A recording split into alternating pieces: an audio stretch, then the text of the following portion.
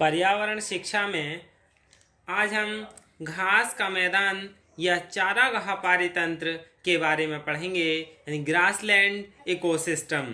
घास का मैदान यानी ऐसा मैदान जिसमें घास ही घास हो, और चारागाह पारितंत्र यानी चारागाह जहाँ यानी घास के लिए चरा जाता हो, और पारितंत्र जिसके बारे में तो आप जानते ही हैं, किसी जगह की एक समय की पर्यावरणीय इकाई।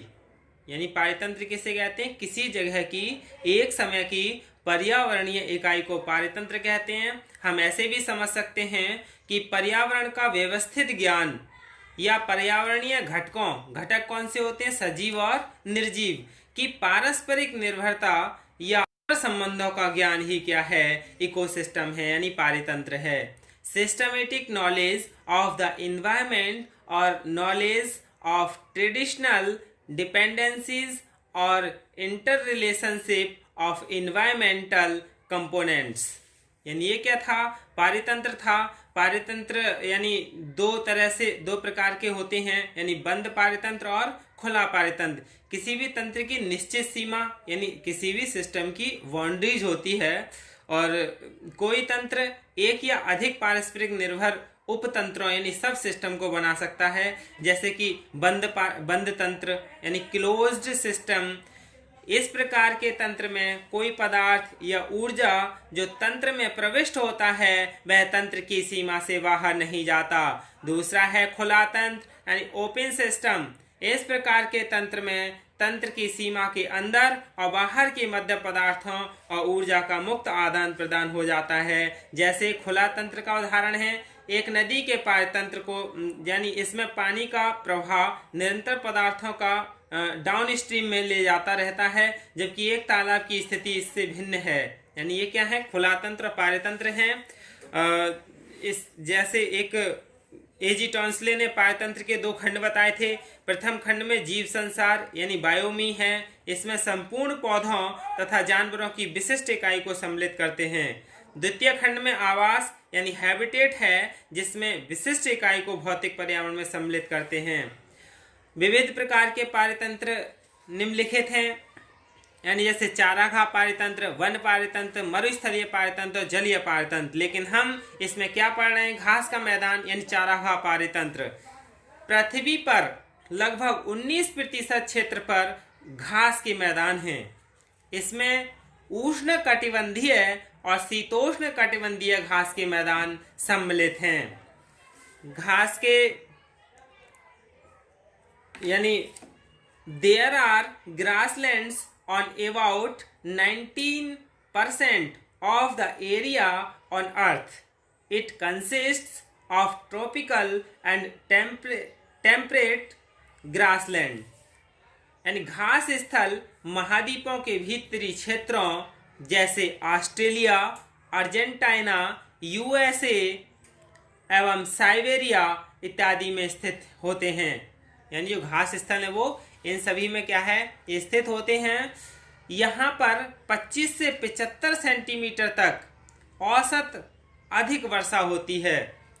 यानी एक बार इस तरह का सुपर टेट में भी आया था कि घास के मैदान जो ये क्षेत्र हैं इनमें कितने % वर्षा होती है, या वन पारितंत्र वहाँ के स्थल में। तो इस तरह से पता होना चाहिए कि जो 25 से 75 सेंटीमीटर तक औसत वर्षा अधिक होती है, इस क्षेत्र में लंबी लंबी घासें होती हैं। कौन से में? शीतोष्ण कटिबंधीय और उष्ण कटिबंधीय क्षेत्रों में। लेकिन दूर दूर तक वृक्षों का अभाव होता है। यानी इसमें क्या है? दूर दूर तक वृक्ष नहीं होते हैं, सिर्फ घास ही घास होती है। सवाना घास पारितंत्र महत्वपूर्ण तथा प्रसिद्ध घास स्थल है। Savanna grass ecosystem is an important and famous grassland. घास स्थलों के मृदा में ह्यूमस अधिक मात्रा में पाया जाता है, जिसके कारण यह अत्यधिक उपजाऊ होती है।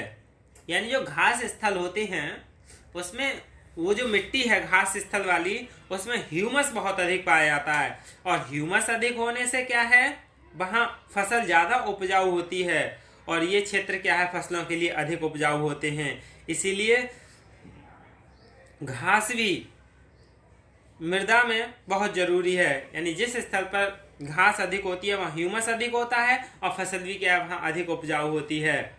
Humus are found in large amount in the soil of grass sites due to which it is very fertile.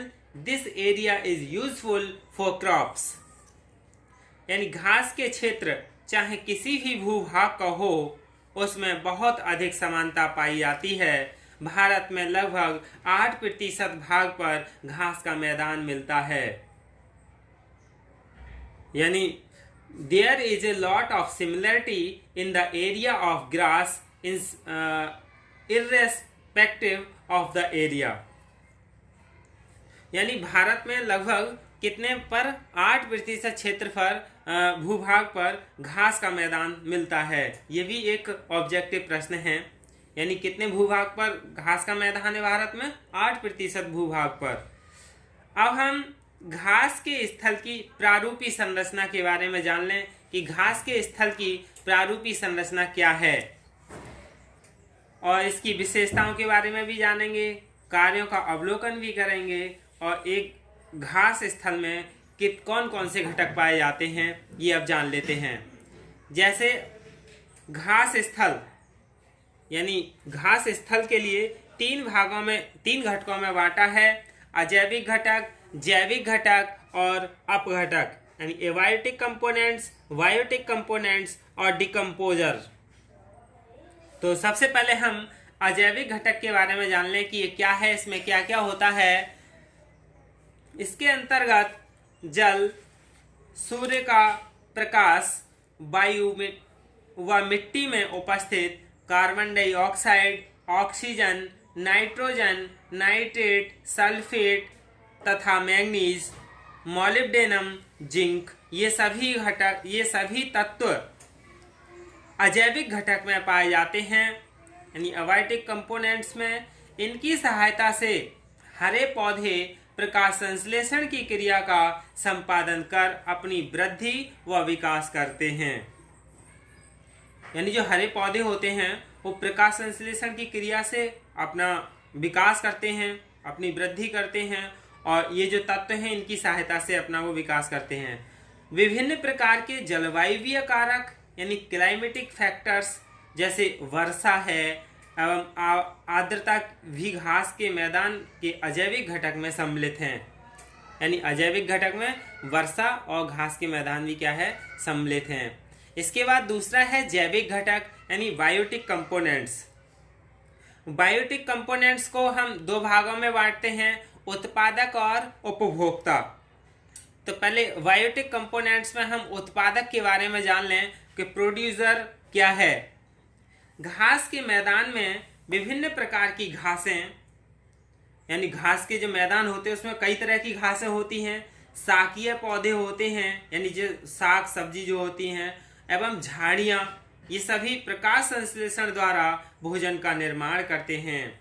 अतः ये ही उत्पादक कहलाते हैं। यानी जो अपना भोजन प्रकाश संश्लेषण या इन तत्वों की क्रिया के द्वारा अपना भोजन स्वयं निर्माण करते हैं वो क्या है, उत्पादक कहलाते हैं। जैसे साइनोडॉन भी क्या है, उत्पादक है। स्पोरोबोलस, डाइकेंथियम, सिम्बोपोगान एवं सिटेरिया आदि घासें ये सभी क्या हैं, उत्पादक हैं। दूसरा है उपभोक्ता यानी कंज्यूमर। इसके अंतर्गत विभिन्न प्रकार के उपभोक्ताओं की श्रेणी आती है। यानी 2 तरह के जैविक घटक हैं, उत्पादक और उपभोक्ता। उत्पादक तो पेड़ पौधे ही होते हैं जो प्रकृति में रहकर अपना भोजन स्वयं बनाते हैं। उपभोक्ता जो हैं वो इन्हीं के बनाए हुए उत्पादकों को खाना शुरू करते एक दूसरे पर निर्भर रहते हैं। उपभोक्ता 3 प्रकार के होते हैं, प्राथमिक उपभोक्ता, द्वितीयक उपभोक्ता और तृतीयक उपभोक्ता। जिसके कि इससे पहले हमने पोषण स्तर पढ़े थे। जब उत्पादक को प्रथम स्तर बोला था, द्वितीय और तृतीय चतुर्थ, यानी 4 स्तर थे। तो 3 क्या है, उपभोक्ता, और 1 क्या है, उत्पादक है। तो प्राथमिक उपभोक्ता यानी प्राइमरी कंज्यूमर्स के बारे में जानने की क्या है, प्राथमिक उपभोक्ता के रूप में घास चरने वाले जंतु जैसे हिरन, खरगोश, भेड़, गाय, भैंस तथा अन्य शाकाहारी जंतु जैसे चूहे आते हैं। यानी ये भी याद करने चाहिए कि हिरन, खरगोश, भेड़, गाय ये ऑब्जेक्टिव आ जाते हैं कि ये कैसे उपभोक्ता हैं, प्राथमिक, द्वितीयक। तो कैसे हैं, प्राथमिक उपभोक्ता हैं। कुछ शाकाहारी कीट जैसे डिस्डर्कस, ऑक्सीरेरिकस, नजारा, टिड्ढे, दीमके घास के मैदान में अत्यधिक संख्या में पाए जाते हैं।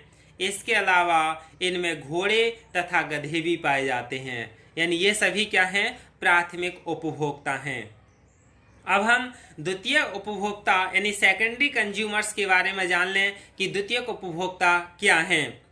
द्वितीयक उपभोक्ता यानी विभिन्न प्रकार के मांसाहारी जीव यानी कार्निवोर जो प्राथमिक उपभोक्ताओं का भक्षण करते हैं। यानी ये क्या है, प्राथमिक उपभोक्ताओं का भक्षण करते हैं। द्वितीयक उपभोक्ता कहलाते हैं, जैसे मेंढक है, छिपकली है, सांप है, गिरगिट है, लोमड़ी है, भेड़िया है, सियार एवं पक्षी, ये सभी क्या हैं, द्वितीयक उपभोक्ता हैं। इसके बाद तृतीयक उपभोक्ता यानी टर्टियरी कंज्यूमर्स, वैसे मांसाहारी जीव जो द्वितीयक उपभोक्ताओं का शिकार कर उसे अपना आहार बनाते हैं। यानी ये तृतीयक उपभोक्ता क्या है, द्वितीयक उपभोक्ता का अपना शिकार बनाते हैं, ये तृतीयक उपभोक्ता कहलाते हैं। इन्हें सर्वोच्च मांसाहारी यानी टॉप कार्निवोर भी कहते हैं, क्योंकि इस पारतंत्र में इन्हें खाने वाला कोई अन्य जीव नहीं होता। जैसे बाज है, मोर है। बाज और मोर कैसे उपभोक्ता हैं, तृतीयक उपभोक्ता हैं। ये याद कर लेना चाहिए, कई बार टेट में भी आया है कि बाज कैसा उपभोक्ता है, प्राथमिक है, द्वितीयक है या तृतीयक है, ये याद रखना चाहिए। और इन सभी को डिकम्पोजर यानी अपघटक, यानी तीसरा कौन सा था हमारा, अबायोटिक में डिकम्पोजर था। अब डिकम्पोजर के बारे में जानने की क्या है, डिकम्पोजर विभिन्न प्रकार के सूक्ष्म जीवी, कवक, जीवाणु एवं एक्टिनोमाइसीटीज आदि अपघटनकर्ता के रूप में मिट्टी में उपस्थित रहते हैं, जो उत्पादक, प्राथमिक, द्वितीयक, तृतीयक उपभोक्ताओं के मृत शरीर व उत्सर्जित मलमूत्र आदि के जटिल कार्बनिक पदार्थों को सरल कार्बनिक पदार्थों में विघटित कर इन्हें पुनः अजैविक घटकों में बदल देता है। यानी दोबारा से इन्हें मिट्टी में ही मिट्टी बना देता है, जिसका उपयोग पुनः जैविक घटकों द्वारा अपना भोजन बनाने में या पेड़ पौधे जो प्रकाश संश्लेषण की क्रिया में उपयोग करते हैं मिट्टी का, उसमें क्या है प्रयोग कर लेते हैं। यानी पुनः जैविक घटकों द्वारा किया जाता है। यही क्या है, घास पारितंत्र के यानी घटक हैं। धन्यवाद।